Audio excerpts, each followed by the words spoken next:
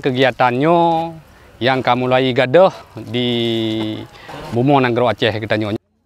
Assalamualaikum warahmatullahi wabarakatuh.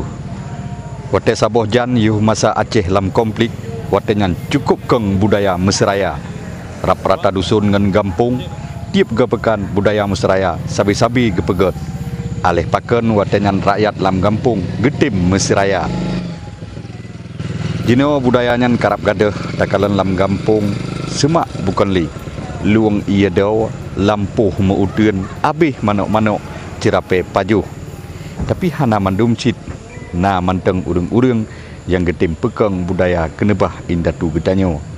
Lagi yang kagak pebut oleh Camat Birimbayen Iskandar Budiman selama gopnyan jipedu ke camat di sinan tiap ge pekan gopnyan sabi-sabi gepeget mesraya. Kegiatan yang kamu lakukan uronyo adalah kegiatan mesraya. Yang mana kegiatannya yang kamu mulai gadah di Bumo Nanggro Aceh kita nyonyo khususnya di Kecamatan Birimbayen. Jadi maksud tujuan kita lakukan kegiatannya adalah untuk tapua ulang kegiatan mesrayanya. Acara mesrayanya kita pegot tiap-tiap minggu yang mana kita pilih dalam tiap minggunya adalah uro Jumat. Yang tapegatnya adalah yang pertama dile untuk tapeglih lingkungan tempat kita kerja, dan kemudian untuk tumbuh kembangkan ulang budaya kebersamaan dan juga budaya saling tolong menolong dengan kegiatan mesrayanya. Goknyan gepesampo bawa saji nibak kantu goknyan tiap uro Jumat bengeh. Goknyan gepaban pegawai kantu gepeudip budaya mesraya. Goknyan bak mandum petuha gampung yang na di wilayahnya gelake begetim pebedah lem budaya yang metuahnya.